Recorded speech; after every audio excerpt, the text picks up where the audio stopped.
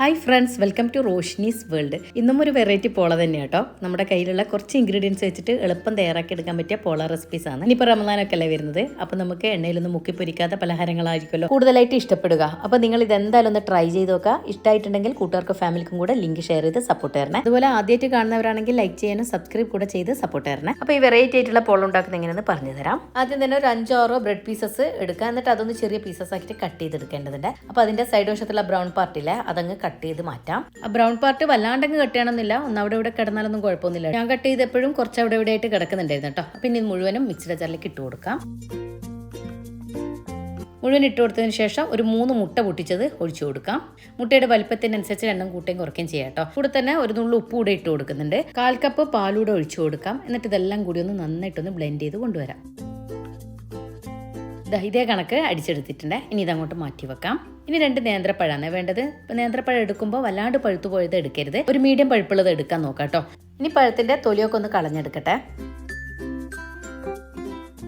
തൊലി കളഞ്ഞെടുത്തതിന് ശേഷം നമ്മൾ പഴംപൊരിക്കൊക്കെ കട്ട് ചെയ്യുന്നത് പോലെ കട്ട് ചെയ്തെടുക്കണം കേട്ടോ. ഞാനിപ്പോൾ ഒരു പഴത്തിനെ നേരെ പകുതിയാക്കിയിട്ട് പഴംപൊരിക്ക് കട്ട് ചെയ്യുന്ന പോലെ കട്ട് ചെയ്തെടുക്കുകയാണ് ചെയ്യുന്നത്. കട്ട് ചെയ്തെടുക്കുമ്പോൾ ഈ ഒരു തിക്നെസ്സിൽ കട്ട് ചെയ്തെടുക്കാൻ ശ്രദ്ധിക്കണേ, നന്ന തിന്നായി പോകരുത് കേട്ടോ. അപ്പോൾ ഇനി ബാക്കിയുള്ളതെല്ലാം ഇതേപോലെ തന്നെ കട്ട് ചെയ്തെടുക്കട്ടെ. നമ്മൾ കടകളിൽ നിന്നൊക്കെ ചിലപ്പം ഒരു പഴം തന്നെ നീളത്തിൽ എറിഞ്ഞിട്ടല്ലേ കട്ട് ചെയ്തെടുക്കുക, അങ്ങനെയല്ല കേട്ടോ, നേരെ പകുതിയാക്കണേ. പഴം മുഴുവൻ കട്ട് ചെയ്തെടുത്തിട്ടുണ്ട്. ഞാൻ പറഞ്ഞതുപോലെ ഇതേ കണക്കിൽ തന്നെ കട്ട് ചെയ്തെടുക്കാൻ ശ്രദ്ധിക്കണം. പാൻ അടുപ്പത്ത് വെച്ചിട്ട് അതിലോട്ട് 1.5 ടീസ്പൂണോളം ഗീ ആണ് ഒഴിച്ചു കൊടുക്കുന്നത്. ഗീ ഒന്ന് മെൽട്ടായി വരുമ്പോൾ ഒരു 1/4 കപ്പോളം തേങ്ങ ചെറുകിയത് ഇട്ട് കൊടുക്കാം. ഇനി ഈ നെയ്യിലോട്ട് ഈ തേങ്ങ ഒന്ന് മൂപ്പിച്ചെടുത്താൽ മതി കേട്ടോ. വല്ലാണ്ടെങ്കിൽ ഗോൾഡൻ ബ്രൗൺ നിറമൊന്നും ആവണ്ടേ, ജസ്റ്റ് ഒന്ന് കളറൊന്ന് മാറി വരെ വേണ്ട കേട്ടോ.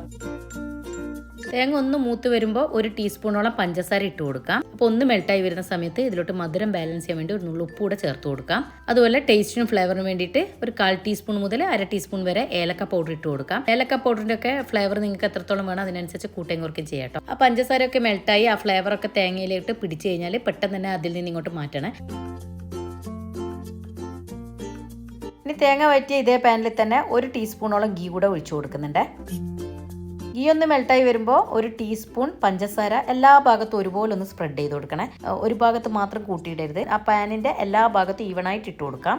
ഇനി ഇട്ട് കൊടുത്ത പഞ്ചസാര ഒന്ന് കാരമലായിട്ട് വരണം കേട്ടോ. അപ്പോൾ അതൊന്ന് കാരമലാക്കി എടുക്കാം. ഇപ്പോൾ കണ്ടോ, നല്ലൊരു ഗോൾഡൻ ബ്രൗൺ നിറാകുമ്പോൾ നമുക്ക് ഇതിലോട്ട് വേണം പഴം ഇട്ട് കൊടുക്കേണ്ടത് കേട്ടോ. അതുപോലെ എല്ലാ ഭാഗത്തും ഒരുപോലെ തന്നെ പഞ്ചസാര ഇട്ട് കൊടുത്തിട്ട് ഇതുപോലെ ഒന്ന് എല്ലാ ഭാഗവും ഒന്ന് ചുറ്റിച്ചെടുക്കാം. ശേഷം ഈ കട്ട് ചെയ്ത് വെച്ച ഈ പഴം ഉണ്ടല്ലോ, അത് നമുക്ക് ഈ കാരമൽ ചെയ്ത പഞ്ചസാരയിലോട്ടൊക്കെ വെച്ച് കൊടുക്കാം. അതുകൊണ്ടാണ് ഞാൻ എല്ലാ ഭാഗവും ഒരുപോലെ ഇട്ട് കൊടുക്കാൻ പറയുന്നത് കേട്ടോ. അതിൻ്റെ മുകളിലേക്ക് എല്ലാത്തിൻ്റെ മുകളിലും ആവണമല്ലോ, അതിന് വേണ്ടിയിട്ട്. അതുപോലെ ഇട്ട് കൊടുക്കുമ്പോൾ അധികം തമ്മിൽ ഒട്ടാത്ത രീതിയിൽ ഇട്ട് കൊടുക്കുന്നത് നല്ലത്. കാരണം കാരമൽ ചെയ്ത പഞ്ചസാര ആകുമ്പോൾ ചിലപ്പോൾ തമ്മിൽ ഒട്ടിപ്പോവാനും വഴിയുണ്ട്. അതുപോലെ പഴം എടുക്കുമ്പോഴും നല്ല പഴുത്ത എടുക്കരുത്, ഒരു മീഡിയം പഴുപ്പുള്ളത് എടുക്കാനും നോക്കാം കേട്ടോ. ഇങ്ങനെയുള്ള കാര്യങ്ങളൊക്കെ ശ്രദ്ധിച്ചാൽ നമുക്ക് ഫ്ലോപ്പ് ആവാതെ ഈ ഭാഗം കിട്ടും കേട്ടോ. അതുകൊണ്ടാണ് ഞാൻ പ്രത്യേകം പറയുന്നത്. ഇപ്പോൾ ഇത് 2 സൈഡും വാട്ടിയെടുത്തിട്ടുണ്ട്. ഇനി ഇത് നമുക്ക് വേറൊരു പ്ലേറ്റിലോട്ട് മാറ്റി കൊടുക്കേണ്ടതുണ്ട്. പ്ലേറ്റിലോട്ട് മാറ്റി കൊടുക്കുമ്പോഴും ഒരു കാര്യം ശ്രദ്ധിക്കണേ, തമ്മിൽ ഒട്ടാതെ ഇതുപോലെ വിട്ട് വെച്ച് കൊടുക്കാം. ഇതുപോലെയാണ് വെച്ച് കൊടുക്കേണ്ടത്, അല്ലെങ്കിൽ പിന്നെ നമ്മൾ സെറ്റ് ചെയ്ത് വരുമ്പോഴേക്ക് അത് തമ്മിൽ ഒട്ടിപ്പോകാൻ വഴിയുണ്ട്. എന്നിട്ട് ഇതേ പാനിൽ തന്നെ 1 ടീസ്പൂൺ ഗീ ഒഴിച്ചു കൊടുക്കാം. എന്നിട്ട് പഞ്ചസാര 1 ടീസ്പൂൺ ഇട്ടിട്ട് ഞാൻ കാരമൽ ചെയ്തിട്ടുണ്ട്. അതിൻ്റെ ക്ലിപ്പ് എന്നോട് മിസ്സായി പോയിട്ടുണ്ട് കേട്ടോ. ഇനി വീണ്ടും ബാക്കിയുള്ള പഴം ഉണ്ടല്ലോ, അതുകൂടെ എണ്ണയിൽ ഇട്ട് കൊടുത്തിട്ട് തിരിച്ചു മറിച്ചു ഇട്ടിട്ട് നേരത്തെ ചെയ്തതുപോലെ തന്നെ ഒന്ന് വാട്ടിയെടുക്കാം കേട്ടോ.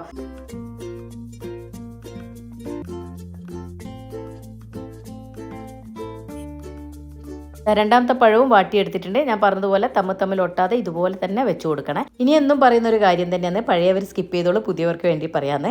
ഇതുപോലൊരു ഫ്ലെയിം കൺട്രോളറോ അല്ലെങ്കിൽ ഉപയോഗിക്കാത്ത എന്തെങ്കിലും തവ ഉണ്ടാവില്ല, അത് വെച്ച് കൊടുക്കണം. എന്നിട്ട് ഇതൊന്ന് ചൂടായി വരുന്ന സമയത്ത് ഇതിൻ്റെ മുകളിലേക്ക് നമ്മുടെ ഏത് പാത്രമാണോ സെറ്റ് ചെയ്യാൻ ഉപയോഗിക്കുന്നത്, പോള സെറ്റ് ചെയ്യാൻ, അത് അതിൻ്റെ മുകളിലേക്ക് വെച്ച് കൊടുക്കാം. എന്നിട്ട് അതൊന്ന് ചൂടായി വരുമ്പോൾ കുറച്ച് ഗീ ഒന്ന് അതിലേക്ക് ഒഴിച്ചിട്ട് ഇതുപോലെ ഒന്ന് ചുറ്റിച്ചെടുക്കാം. എണ്ണ ചൂടായി വന്നാൽ പിന്നെ നമ്മൾ ഈ വാട്ടി വെച്ച പഴം ഉണ്ടല്ലോ, ഈ പോള പാത്രത്തിലേക്കൊക്കെ വെച്ച് കൊടുക്കാം. സാധാരണ പോള ചെയ്യുമ്പോൾ നമ്മൾ സെറ്റ് ചെയ്തതിന് ശേഷമല്ലേ ഈ അടുപ്പത്ത് കൊണ്ടുവെക്കാറ്. അപ്പൊ അതിൽ നിന്ന് ഡിഫറെന്റ് ആയിട്ട് പാൻ അടുപ്പത്ത് വെച്ചിട്ട് ചൂടായതിനു ശേഷം ഇതുപോലെ ഒന്ന് സെറ്റ് ചെയ്ത് കൊടുക്കാം. ഇപ്പൊ ഇതാ പാനിലോട്ട് പഴം ഇതുപോലെ ഒന്ന് സെറ്റ് ചെയ്തെടുത്തിട്ടുണ്ട്. പഴം ഞാൻ മുഴുവനും വെച്ച് കൊടുത്തിട്ടില്ല, പകുതിയെ വെച്ച് കൊടുത്തിട്ടുള്ളൂ, പകുതി മാറ്റി വെച്ചിട്ടുണ്ടായിരുന്നല്ലോ. ഇനി മാറ്റി വെച്ച ഈ ബ്രെഡ് മിക്സ് ഉണ്ടല്ലോ, ഒന്നുകൂടെ ഒന്ന് മിക്സ് ചെയ്ത് കൊടുത്തതിന് ശേഷം നമ്മൾ ഈ സെറ്റ് ചെയ്ത് വെച്ച പഴത്തിന്റെ മുകളിലേക്ക് മുഴുവനായിട്ട് അങ്ങ് ഒഴിച്ചു കൊടുക്കാം. ആ ബാറ്റർ മുഴുവൻ ഒഴിച്ചു കൊടുത്തതിന് ശേഷം ഇതുപോലൊന്ന് തട്ടിക്കൊടുക്കണേ ആ പോളാപാത്രം. ഇനി നമ്മൾ നേരത്തെ മാറ്റി വെച്ച ഈ തേങ്ങ ഫില്ലിങ്സ് ഉണ്ടല്ലോ, ഇതിന് നമ്മൾ തലശ്ശേരി ഭാഷയിൽ തേങ്ങ പണ്ടെന്ന് പറയും കേട്ടോ. അപ്പോൾ ഈ പണ്ടം ഇതിൻ്റെ മുകളിലേക്ക് മുഴുവനായിട്ട് അങ്ങിട്ട് കൊടുക്കാം. തേങ്ങാപ്പണ്ടം എല്ലാ ഭാഗത്തും ഒരുപോലെ ഇട്ട് കൊടുക്കണേ, എന്നാൽ തന്നെ എല്ലാ ഭാഗവും ഒരുപോലെ ആയി കിട്ടുള്ളൂ. പിന്നെ അതുമാത്രമല്ല കട്ട് ചെയ്ത് സെർവ് ചെയ്യുന്ന സമയത്ത് അതിൽ നിന്ന് ഫില്ലിങ്സ് പുറത്തു പോകാനും വഴിയുണ്ട് കേട്ടോ. അതുകൊണ്ടാണ് പറയുന്നത്. ഇതായിപ്പോൾ ഈ തേങ്ങാപ്പണ്ടം നന്നായിട്ട് പതിപ്പിച്ച് വെച്ചിട്ടുണ്ട്. ഇനി ഈ തേങ്ങാപ്പണ്ടത്തിൻ്റെ മുകളിലായിട്ട് നമ്മൾ വാട്ടി വെച്ച പഴയില്ലേ ബാക്കി വെച്ചത്, ഇതും കൂടെ അതിൻ്റെ മുകളിലേക്ക് ഇതുപോലൊന്ന് ഇടയ്ക്കിടയ്ക്ക് വെച്ച് കൊടുക്കാൻ നോക്കാം കേട്ടോ.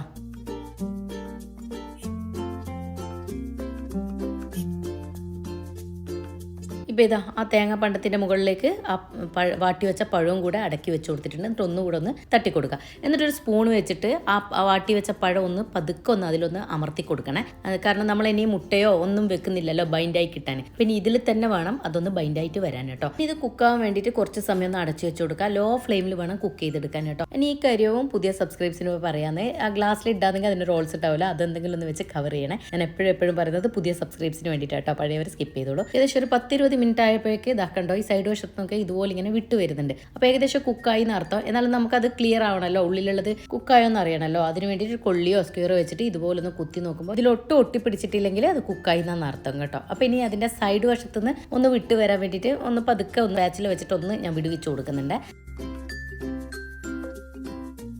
ഇനി വേറൊരു പാനിലോട്ട് കുറച്ച് ഗീ ഒന്ന് സ്പ്രെഡ് ചെയ്ത് കൊടുക്കുക. എന്നിട്ട് അതിൻ്റെ മേൾഭാഗം നമുക്ക് ഇതിലേക്ക് വേണം ഫ്ലിപ്പ് ചെയ്തിട്ട് കൊടുക്കുക. എന്നിട്ട് നമുക്കൊന്ന് ചെറുതാക്കി കുക്ക് ചെയ്തെടുക്കേണ്ടതുണ്ട്. മേൾഭാഗം ജസ്റ്റ് ഒന്ന് ആയി വരാൻ വേണ്ടിയിട്ട് കേട്ടോ. അടിവശം കണ്ടോ നല്ല സൂപ്പറായിട്ട് ആയി വന്നിട്ടുണ്ട്, ഒട്ടും കരിഞ്ഞൊന്നും പോയിട്ടില്ല കേട്ടോ. ഞാൻ ഇനി ഇതേ ഫ്ലെയിം കൺട്രോളിൻ്റെ മുകളിൽ തന്നെയാണ് ഇതും വെച്ച് കൊടുക്കുന്നത്. എന്നിട്ട് നമുക്കിത് ലോ ഫ്ലെയിമിൽ വീണ്ടും ഒരു 5 മിനിറ്റ് മുതൽ ഒരു 10 മിനിറ്റ് വരെ ലോ ഫ്ലെയിമിൽ കുക്ക് ചെയ്തെടുക്കാം. ആദ്യം ഒന്ന് ആ പാൻ ഒന്ന് ചൂടായി വരുന്ന ഒരു ടൈം മാത്രം കേട്ടോ. ഒരു 10 മിനിറ്റ് ഞാൻ ഒന്ന് കുക്കൊക്കെ എടുത്തിട്ടുണ്ട്. ഇനി നമുക്ക് ഒരു പ്ലേറ്റിലോട്ട് അതൊന്ന് ഫ്ലിപ്പ് ചെയ്തിട്ട് നോക്കാം.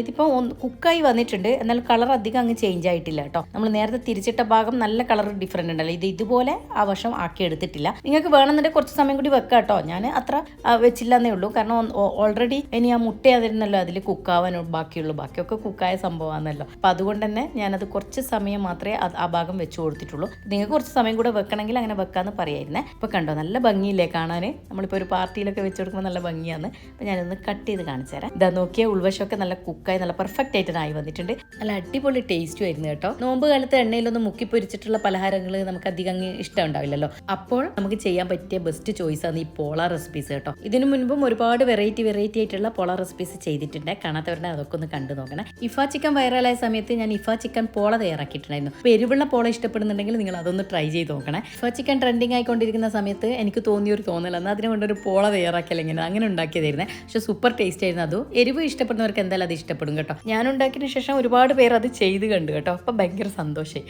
അത് എല്ലാവർക്കും ഇഷ്ടപ്പെട്ടല്ലോ എന്നുള്ളത്. അപ്പോൾ എൻ്റെ ചാനൽ നിങ്ങൾ ആദ്യമായിട്ടാണ് കാണുന്നതെങ്കിൽ ലൈക്ക് ചെയ്യാനും സബ്സ്ക്രൈബ് ചെയ്ത് സപ്പോർട്ട് കൂടെ തരണം. ഞാനിടുന്ന റെസിപ്പീസൊക്കെ ഇഷ്ടമാവുകയാണെങ്കിൽ ഫാമിലി ഫ്രണ്ട്സ് ഗ്രൂപ്പിലൊക്കെ ഇതിൻ്റെയൊക്കെ ലിങ്ക് കൂടെ ഷെയർ ചെയ്യണേ. അപ്പോൾ ഇതിലും നല്ല വീഡിയോസ് ആയിട്ട് പുതിയ വീഡിയോയിൽ കാണുമ്പോഴേക്കും താങ്ക് യു.